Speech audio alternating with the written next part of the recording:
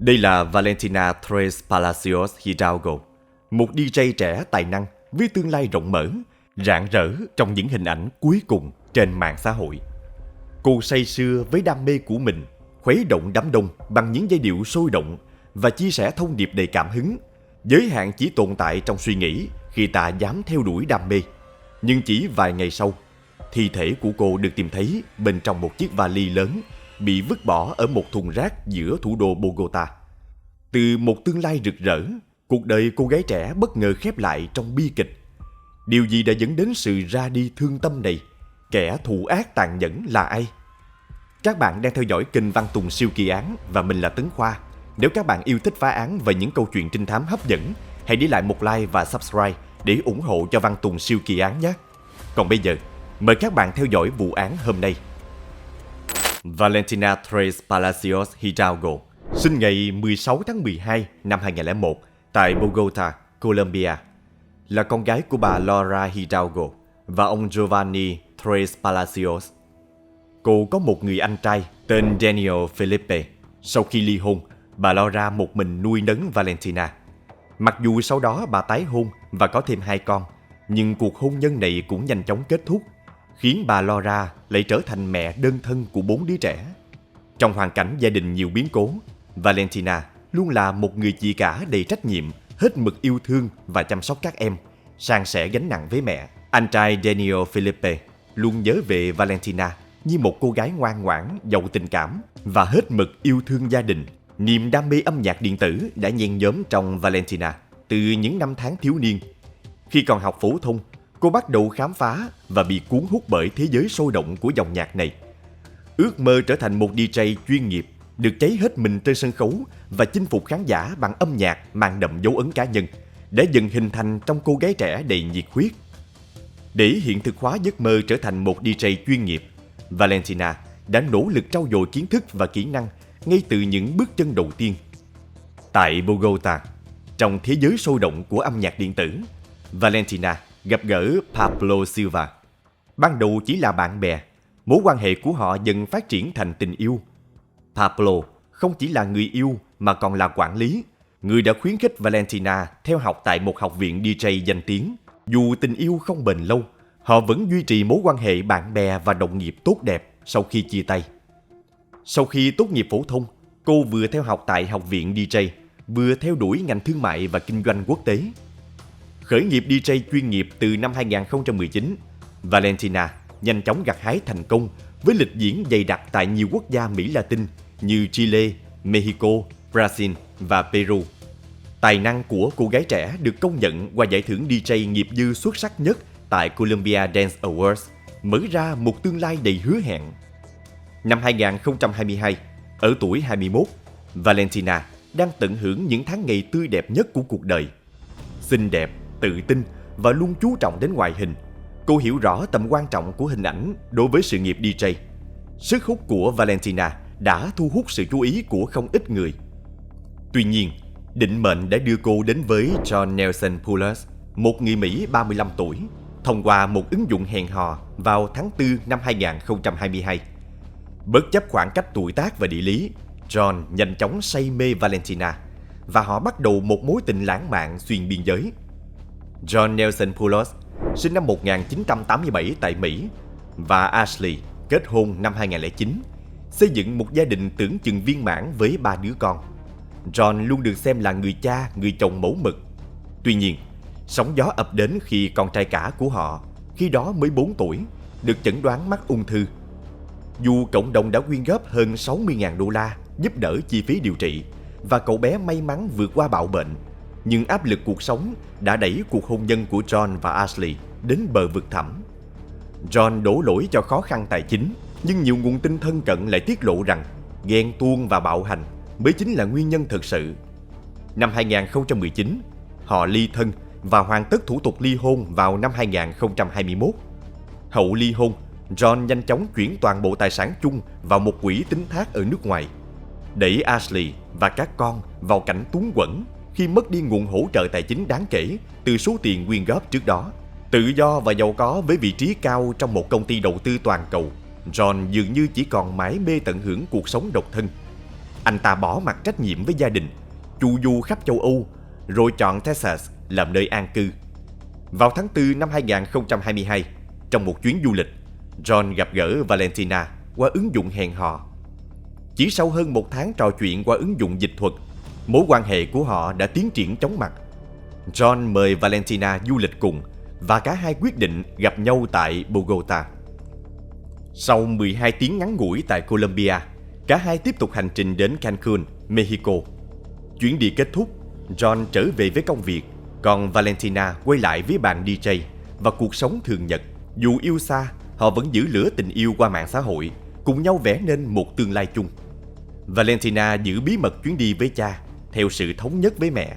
Tuy nhiên, bà Laura luôn canh cánh nỗi lo về John, một người đàn ông mà con gái bà chưa thực sự hiểu rõ. Bà thậm chí đã đề nghị đến Đại sứ quán Mỹ để tìm hiểu thêm về anh ta. Nhưng Valentina gạt đi vì cho rằng điều đó là bất khả thi. Ban đầu John tỏ ra khá chu đáo và hào phóng, nhưng dần dần lại lộ rõ bản chất ghen tuông, kiểm soát và thao túng. Trong một lần đến Bogota thăm gia đình Valentina, anh ta liên tục chụp ảnh quay phim cô, khiến bà Laura hết sức bất an. Chính Valentina cũng phải yêu cầu anh ta dừng lại. Cố gắng tạo ấn tượng tốt, John ăn mặc lịch sự, tỏ ra thân thiện và thậm chí còn dùng ứng dụng dịch để bày tỏ tình cảm với bà Laura. Anh ta cũng gặp gỡ bạn bè của Valentina và cả hai bắt đầu bàn đến chuyện sống thử. 9 tháng sau khi bắt đầu mối tình online, John cầu hôn Valentina và hứa sẽ đến Bogota vào ngày 20 tháng 1 năm 2023 để chính thức chung sống. Từ tháng 12 năm 2022 đến tháng 1 năm 2023, mùa lễ hội mang đến cho Valentina nhiều cơ hội phát triển sự nghiệp DJ. Tuy nhiên, lịch trình bận rộn và việc di chuyển liên tục của cô lại khiến John ngày càng bất mãn. Trong một chuyến đi đến Cartagena, Valentina đã bị John bí mật theo dõi thông qua thám tử tư. Chính thám tử này đã tiết lộ cho John về sự xuất hiện của Santiago Luna, một doanh nhân và chuyên gia tiền điện tử, người được cho là đang hẹn hò với Valentina. Mối quan hệ mới mẻ này dường như hoàn toàn trái ngược với sự kiểm soát ngột ngạt từ John. Tính chiếm hữu của John ngày càng trở nên độc hại. Anh ta khẳng định cả hai đã đồng ý sống thử, coi đó là một bước tiến quan trọng trong mối quan hệ. Với kế hoạch, Valentina sẽ tiếp tục các tour diễn quốc tế cùng sự hỗ trợ tài chính từ anh ta. John cũng bày tỏ ý định rời khỏi Mỹ. Dù dự kiến bắt đầu cuộc sống chung tại Bogota vào ngày 20 tháng 1 năm 2023, John lại đến sớm hơn một ngày. Bận rộn với những dự định riêng, Valentina nhắc John rằng cô chỉ rảnh từ ngày 20. Một số nguồn tin cho biết thời điểm đó, Valentina đang ở cùng Santiago Luna. Bản thân Santiago sau này cũng xác nhận điều này và cho biết Valentina đã tâm sự với anh về việc sẽ dọn về sống cùng John. Dù đề nghị giúp đỡ, Santiago được Valentina trấn an rằng John sẽ hỗ trợ cô trong việc này. Một số phương tiện truyền thông suy đoán Santiago có thể đã biết về John, bởi mối quan hệ của Valentina và John khá công khai trên mạng xã hội. Đặc biệt, một bình luận của John dưới bức ảnh chụp chung với Valentina ở Mexico, nơi anh ta nhắc đến buổi hẹn hò điên rồ nhất và úp mở về kế hoạch kết hôn, đã gây xôn xao dư luận. Đáng chú ý hơn, tối 19 tháng 1 năm 2023, khi đến Bogota, John lại xuất hiện cùng một cô gái khác, khiến nhiều người nghi ngờ về mối quan hệ thực sự giữa anh ta và Valentina. Hôm đó, Valentina có một buổi biểu diễn và John đi cùng. Khi taxi đến đón, tài xế nhận thấy bầu không khí căng thẳng giữa hai người. Valentina lên xe trước và ngay lập tức nói với tài xế rằng cô vừa ấn nhầm nút cầu cứu trên ứng dụng. Tài xế thấy trên ứng dụng InDriver hiển thị dòng chữ "Cứu tôi với, tôi đang gặp nguy hiểm." Khi được hỏi han, Valentina tỏ ra luống cuống. John sau đó lên xe và hỏi Valentina có sao không. Cô đáp lại là mình ổn. Cả hai tiếp tục nói chuyện như chưa có chuyện gì xảy ra và yêu cầu tài xế đưa đến Sahara. Mặc dù vẫn lo lắng cho Valentina, tài xế quyết định giữ im lặng và tiếp tục lái xe. Camera an ninh tại quán bar ghi lại hình ảnh John luôn bám sát Valentina suốt buổi biểu diễn. Sau đó, họ trò chuyện với chủ quán và một vài người bạn. Theo lời khai của John, cả hai đã sử dụng rượu và THC, một loại mai thúy tổng hợp. Sáng sớm ngày 21 tháng 1, họ trở về căn hộ. Cả ngày hôm đó, họ không ra ngoài và chỉ gọi đồ ăn. Cuối buổi chiều, camera an ninh ghi lại hình ảnh John đợi thang máy. Phía sau là Valentina trong bộ đồ bó sát, có thể là sau phẫu thuật thẩm mỹ. Tay cầm điện thoại như đang quay phim hoặc chụp ảnh John. Trở vào căn hộ, cuộc vui dường như vẫn tiếp tục. John khai rằng họ đã dùng hết số THC còn lại và uống thêm nhiều rượu.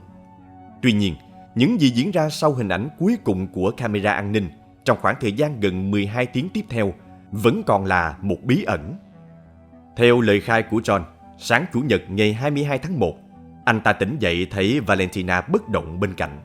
Trên cổ có một sợi dây nhựa. John khai đã cố gắng cắt dây và hô hấp nhân tạo nhưng không thành.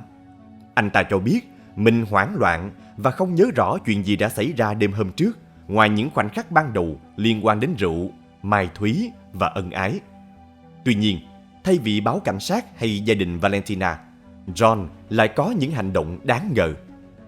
Camera ghi lại cảnh John rời căn hộ lúc 9 giờ 20 sáng, đẩy một chiếc xe siêu thị chứa chiếc vali lớn màu xanh phủ chăn xám. Sau đó, anh ta đặt chiếc vali vào cốp xe thuê. John quay lại căn hộ một lần nữa để mang thêm hành lý của Valentina. Chiếc xe thuê được camera giao thông ghi nhận di chuyển lòng vòng trong nhiều giờ trước khi dừng lại gần một thùng rác ở Fontibon, nơi John vứt bỏ chiếc vali, chăn và một túi hành lý khác.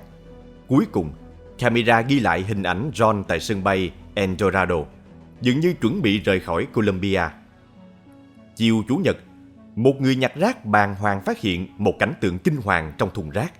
Một chiếc vali xanh lớn được quấn chặt bằng băng dính, bên trong chứa thi thể một phụ nữ trẻ. Quá kinh hãi, anh ta lập tức báo cảnh sát. Cảnh sát Carlos Augusto Prieto Castro, một trong những người đầu tiên có mặt tại hiện trường, xác nhận thi thể bên trong vali. Kiểm tra kỹ hơn thùng rác, họ tìm thấy một túi hành lý nhỏ hơn và giấy tờ tùy thân của nạn nhân, Valentina Tres Palacios Hidalgo, 21 tuổi. Tin tức về sự ra đi thương tâm của Valentina nhanh chóng lan truyền trên khắp các phương tiện truyền thông, gây chấn động dư luận Colombia. Cùng lúc đó, tại khu vực gần sân bay, một cảnh sát khác tình cờ nhặt được một chiếc điện thoại di động. Trước khi mang đến cửa hàng để xóa dữ liệu và bán, anh ta đưa điện thoại cho con gái xem. Cô gái ngay lập tức nhận ra Valentina trong ảnh nền. Cô bé vội vàng báo cho cha mình. Dù dữ liệu đã bị xóa, viên cảnh sát vẫn báo cáo với cấp trên và giao nộp điện thoại cho lực lượng điều tra. Đồng thời, bà Laura, mẹ của Valentina, nghi ngờ John là thủ phạm và đã trình báo với cảnh sát. Là người cuối cùng nhìn thấy Valentina còn sống, John nhanh chóng trở thành nghi phạm chính. Cảnh sát phát lệnh truy nã quốc tế đối với John. Chỉ vài ngày sau, hắn ta bị cảnh sát Panama bắt giữ tại sân bay Tucumán khi đang chuẩn bị bay đến Istanbul, Thổ Nhĩ Kỳ. John mang theo hơn 7.000 đô la tiền mặt, hơn chục thẻ tín dụng và một cuộn băng dính trùng khớp với loại được dùng để quấn chiếc vali chứa thi thể Valentina. Ngày 27 tháng 1 năm 2023, John bị dẫn độ về Colombia theo lệnh của thẩm phán tòa án số 24 và chính thức bị buộc tội sát nhân. Theo luật pháp Colombia, John có thể đối mặt với mức án từ 35 đến 50 năm tù nếu bị kết tội. Kết quả khám nghiệm tử thi được công bố sau đó cho thấy Valentina tử vong do ngạt thở, với vết hằn trên cổ trùng khớp với dấu vết của băng dính, hung khí được sử dụng trong vụ án. Khám nghiệm cũng phát hiện các vết thương trong miệng cùng với những vết trầy xước và bầm tím trên mặt và cơ thể Valentina, củng cố nghi ngờ về một vụ sát hại có chủ đích và được lên kế hoạch từ trước. Luật sư của John đã đưa ra nhiều lời khai và thủ tục pháp lý nhằm bào chữa cho thân chủ, thậm chí cố gắng đổ lỗi cho Valentina, lập luận rằng cô có vấn đề lạm dụng chất cấm và qua đời là hậu quả tất yếu của việc này. Họ cũng bác bỏ các cáo buộc liên quan đến việc bắt giữ John, tuyên bố quyền con người của hắn ta đã bị xâm phạm. John khai nhận cả hai đã sử dụng nhiều THC và rượu vào đêm xảy ra vụ việc và cả ngày hôm sau. Hắn ta còn tiết lộ rằng họ thường có những hành vi ân ái mạnh bạo. John khai rằng họ đã quan hệ cho đến khi hắn ta ngủ thiếp đi, và khi tỉnh dậy thì thấy Valentina vẫn còn dây trên cổ, nhưng không nhớ chuyện gì đã xảy ra, cũng như không chắc ai là người đã ra tay với Valentina. Lời biện hộ của John và luật sư nhanh chóng bị bác bỏ. Tuy nhiên, John vẫn tiếp tục thao túng dư luận bằng cách đăng tải nhiều hình ảnh nhạy cảm của Valentina lên mạng xã hội thông qua một tài khoản được cho là do bạn bè quản lý theo chỉ đạo của hắn ta. Trong khi đó, phía công tố kiên quyết với lập luận đây là một vụ án mạng vì giới tính, dựa trên bằng chứng về hành vi kiểm soát và ghen tuông của John đối với Valentina trong suốt quá trình quen nhau. Công tố viên Daniel Gomez Acuña cũng đưa ra bằng chứng quan trọng là hợp đồng thuê thám tử theo dõi Valentina. Lời khai của nhân viên công ty cho thuê xe, người đã tiếp xúc với John, càng củng cố nghi ngờ về động cơ phạm tội. Nhân viên này cho biết John đã khoe Valentina là bạn gái, nhưng đồng thời lại tỏ ra nghi ngờ, cho rằng cô đang lừa dối mình và tuyên bố sẽ vạch trần sự phản bội này. Trong quá trình thuê xe, John liên tục bày tỏ sự bất an và khẳng định Valentina không yêu mình. Quá khứ của John cũng bị điều tra. Vợ cũ Ashley trong một bài phỏng vấn cho biết John đã từng bỏ rơi các con và là người thích kiểm soát, có xu hướng bạo hành. John phản bác bằng cách đưa ra bằng chứng về việc chu cấp nuôi con, giải thích rằng anh ta buộc phải chuyển tiền từ nước ngoài do Ashley đã khóa tài khoản ngân hàng của mình ở Mỹ. John còn tố cáo Ashley không cung cấp thông tin tài khoản để nhận tiền chu cấp, đồng thời ngăn cản hắn ta liên lạc và gặp gỡ các con, kể cả bố mẹ của John. Hơn một năm sau vụ án mạng, vào ngày 6 tháng 3 năm 2024, John ra tòa điều trần. Hắn ta tiếp tục phủ nhận cáo buộc và trình bày lại phiên bản của mình, vẫn khẳng định không nhớ gì từ lúc ngủ thiếp đi đêm 21 tháng 1 đến khi tỉnh dậy vào sáng hôm sau. John nhấn mạnh việc cả hai đã sử dụng chất cấm và rượu vào ngày 20 tháng 1 năm 2023 và một lần nữa khẳng định khi tỉnh dậy thì phát hiện Valentina đã tử vong. Chỉ nhớ mang máng sự việc và vẫn còn chịu ảnh hưởng của chất cấm. Lời khai của John ngụ ý đây chỉ là một tai nạn trong lúc ân ái, chứ không phải sát hại có chủ đích. John biện minh cho việc bỏ trốn là do lo sợ không được xét xử công bằng ở Colombia vì cho rằng hệ thống tư pháp và cảnh sát ở đây tham nhũng. Hắn ta khai đã lái xe lòng vòng suốt 5 tiếng vì không biết phải làm gì. Sau đó, hắn đến Fontibon phi tang thi thể và hành lý của Valentina. Trước khi bay đến Panama, hắn vứt điện thoại của cô tại sân bay và trả xe thuê sớm hơn dự định, hòng đánh lạc hướng điều tra. John tin rằng mình đã trốn thoát thành công. Tuy nhiên, kế hoạch tẩu thoát của John đã hoàn toàn thất bại do một chuỗi sự kiện bất ngờ xảy ra. Việc phát hiện thi thể Valentina ngay ngày 22 tháng 1 cùng với giấy tờ tùy thân của cô trong túi hành lý John vứt bỏ đã cung cấp những manh mối ban đầu vô cùng quan trọng. Thông tin từ cuộc trò chuyện Valentina chưa đăng xuất trên máy tính của Silvana càng giúp cảnh sát khoanh vùng nghi phạm. Đặc biệt, việc tìm thấy điện thoại của Valentina tại sân bay chính là bước ngoặt then chốt, giúp xác định John là nghi phạm chính, dẫn đến lệnh truy nã quốc tế, và cuối cùng là việc bắt giữ hắn tại Panama.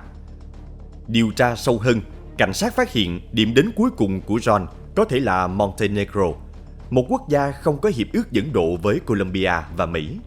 Việc John mua thêm vé đến Brazil được cho là một chiêu trò nhằm đánh lạc hướng cơ quan điều tra. Công tố viên lập luận, John đã lên kế hoạch trả thù Valentina vì ghen tuông. Hắn ta liên tục gây áp lực, muốn kiểm soát mọi mặt cuộc sống của Valentina. Khi phát hiện cô ngoại tình với Santiago Luna, John đã nảy sinh ý định trả thù bằng cách giả vờ đề nghị sống chung, kết hôn và du lịch vòng quanh thế giới.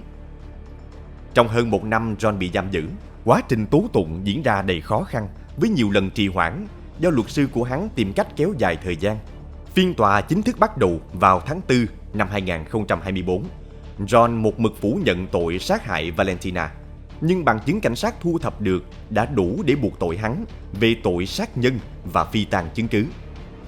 Trong phiên tòa cuối cùng kéo dài 10 tiếng vào ngày 4 tháng 6 năm 2024, John vẫn một mực khẳng định mình vô tội, chỉ ra những điểm hắn cho là bất hợp lý trong quá trình tố tụng.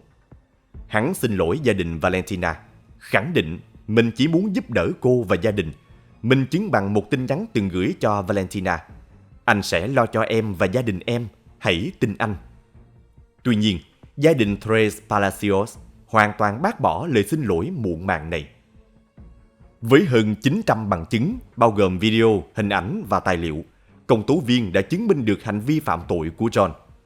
Cùng ngày 4 tháng 6 năm 2024, thẩm phán tòa án số 10 tại Bogota tuyên bố John Nelson Poulos, 37 tuổi, phạm tội tước đoạt mạng sống của Valentina Tres Palacios Hidalgo, 21 tuổi. Bản án xác nhận John đã lên kế hoạch và cố ý bạo hành nạn nhân. Sau hơn 500 ngày bị giam giữ, trải qua hơn 20 phiên tòa và 200 giờ xét xử, John bị kết án 42 năm 8 tháng tù giam. Mức án này đồng nghĩa với việc John gần như sẽ ở tù đến hết đời, mãn hạn tù khi 80 tuổi và sẽ bị trục xuất khỏi Colombia. Mặc dù luật sư của John tuyên bố kháng cáo, thẩm phán nhấn mạnh rằng bằng chứng của công tố đủ mạnh để bác bỏ bất kỳ sự khoan hồng nào do tính chất nghiêm trọng của tội ác. Thảm kịch của Valentina đã gây ra làn sóng phẫn nộ trong xã hội và để lại nỗi đau khôn nguôi cho gia đình, bạn bè. Cuốn sách Valentina Muerte y Vida, Valentina, vụ án mạng và cuộc đời, do hai nhà báo Maureen Maya và Laura Incapie chấp bút với sự đồng ý của mẹ Valentina, đã tái hiện lại cuộc đời ngắn ngủi và sự ra đi đầy tiếc nuối của cô gái trẻ. Hơn cả một lời tưởng nhớ đến Valentina, một DJ tài năng với tương lai tươi sáng, cuốn sách còn là lời cảnh tỉnh mạnh mẽ về nạn bạo lực gia đình và bạo lực giới đang đe dọa phụ nữ trên toàn thế giới. Vụ án này nhấn mạnh tầm quan trọng của việc nhận biết và thoát khỏi những mối quan hệ độc hại trước khi quá muộn. Các bạn nghĩ gì về vụ án này? Liệu bản án dành cho John Poulos đã thỏa đáng hay chưa? Hãy để lại bình luận của bạn bên dưới nhé! Đừng quên like và subscribe Văn Tùng Siêu Kỳ Án để tiếp tục theo dõi những câu chuyện điều tra khác. Xin chân thành cảm ơn.